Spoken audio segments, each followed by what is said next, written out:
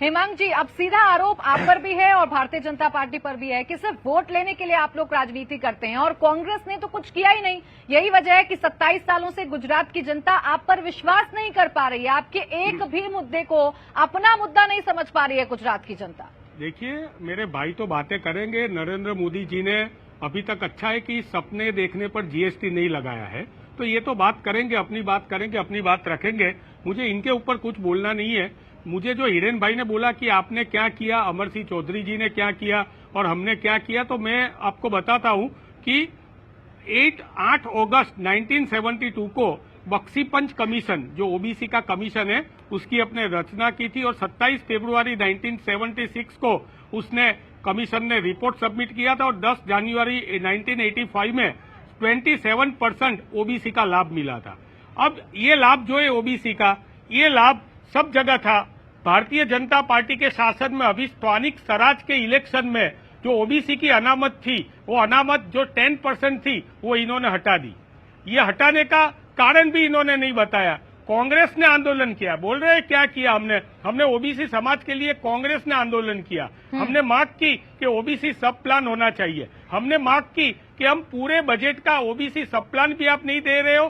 पूरे गुजरात में 82% जो लोग हैं वो ओबीसी से आते हैं। इतने सारे लोग अगर आते हैं ओबीसी से, तो आप ओबीसी समाज को क्या दे रहे हो? आपके बजट का 1% भी आप नहीं दे रहे हो। ओबीसी का बजट का, ओबीसी का यहाँ पे पंच है, उनको भी आपने कुछ नहीं दिया। आपने यहाँ पे बाकी और पंचों को दिया, ओबीसी को नहीं दिया।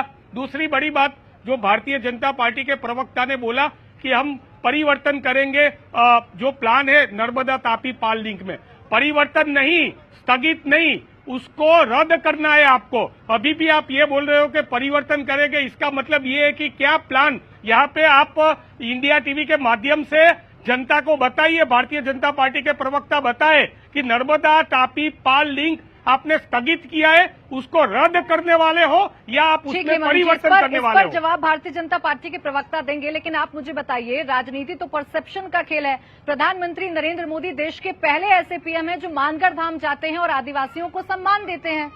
कौन सा ऐसा पीएम था जो मानगढ़ धाम गया और वहां पर उन्होंने अपना सम्मान जाहिर किया आदिवासियों के प्रति? सबसे बड़ा धाम है ना आदिवासियों का। वो धाम को हमने देखिए सम्मान दिया होता तो राजस्थान के मुख्यमंत्री, यशस्वी मुख्यमंत्री गहलोत जी ने मांग की थी कि इस धाम को राष्ट्रीय स्मारक जाहिर किया जाए। अभी तक क्यों उन्होंने इस पे विचार नहीं किया है? आदिवासी को सिर्फ और सिर्फ ये वोट का साधन समझते।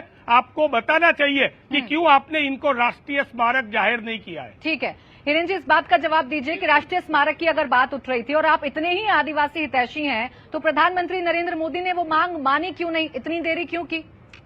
देखिए, स्मारक की अगर बात आती है तो पहले मुझे ये याद करना है कि कांग्रेस की जब सरकार थी 2014 से, तो भाजपा की सरकार है, उससे पहले तो कांग्रेस की ही सरकार थी। और कांग्रेस के लिए ये भी मुमकिन था कि जैसे कि नड्डा जी ने बताया, भारत के राष्ट्रपति के रूप में किसी आदिवासी को अगर बिठा सकते थे, लेकिन वो नहीं किया गया।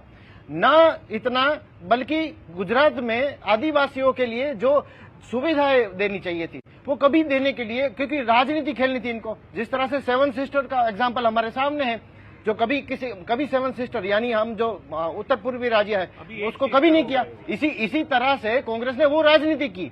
और विश्वास की जब बात की जाती है तो यही गुजरात है। इस गुजरात में आदिवासियों को जीना मुश्किल था। ना आदिवासियों की फैमिली से कभी कोई ग्रेजुएट होता था, ना कभी डॉक्टर बनता था, ना कभी आगे जाता था। तो वो स्थिति जो बना के रखी थी, उसी हिसाब से, उसी वजह से आज मैं गर्व के साथ कह सकता हूं कि गुजरात में सबसे ज्यादा वोटिंग जो होती है वो आदिवासी क्षेत्र से होती है। इसीलिए आदिवासी भाइयों बहनों को मेरा प्रणाम है, उनके लिए बड़ा सम्मान है। और वो वोटिंग की वजह से वो जब अपना मत दिखाते हैं तब पता चलता है कि भारतीय जनता पार्टी के प्रति विश्वास नहीं तो कैसे समझा जाए कि आप कांग्रेस से अलग हैं? कैसे समझा जाए कि भारतीय जनता पार्टी जो करती है वो वोट के लिए नहीं करती है? क्योंकि जिस योजना, जिस परियोजना को लेकर बार बार हेमांग जी आपसे सवाल पूछ रहे हैं, उस पर आपका स्टैंड क्या है? आपने उसे स्थगित किया है, रद्द किया है, ये आप नहीं समझा पा रहे हैं। राष्ट्रीय स्मारक आपने घोषित क्यों नहीं किया, ये आप नहीं बता पा रहे हैं। नहीं, देखिए, राष्ट्रीय स्मारक घोषित करने के लिए एक कमेटी बनाई गई है, हेमांग जी को पता है, लेकिन वो यहाँ नहीं बोल पाएंगे। वो जैसे कहते हैं ना कि कुछ काम किए हैं, वो कुछ काम जो है वो उनको पता है, लेकिन अब नहीं बोलना उनका फर्ज है। तो वो अपनी पार्टी की तरफ से यही करेंगे, सिर्फ कायदा उछालेंगे, लेकिन वो जो यहाँ काम हुआ है उसे नहीं बताएंगे। जिस तरह से आप देखेंगे कि आदिवासी क्षेत्र में ही नर्मदा में जिस तरह से सरदार वल्लभ भाई पटेल का जो प्रतिमा बनी है, उस मूर्ति को, उस स्टेच्यू को आज दुनिया भर से लोग देखने के लिए जाते हैं। आप मुझे एक कांग्रेसी का नाम बताइए, आप अगर हेमंत भाई बता पाए कि कोई गया हो वहां पर, क्या गर्व नहीं है उनके ऊपर? हेमंत जी, इस पर छोटा सा जवाब दे दीजिए कि वहाँ कोई भी एक कांग्रेसी क्यों अरे नहीं सब गया? गए, हमारे वो तो गौरव है देश का और गुजरात का भी। एक नाम दीजिए आप। अरे कौन हमारे गया हो? भरत सिंह जी सोलंकी गए, बाकी कई नेता गए। हमारे लिए सरदार है, और सरदार ये आपने अपने पैसों से नहीं बनाया है, आपका नहीं है। देखिए मेरी बात सुनिए, आपके बीच में नहीं बोला था मिस्टर हिरेन भाई,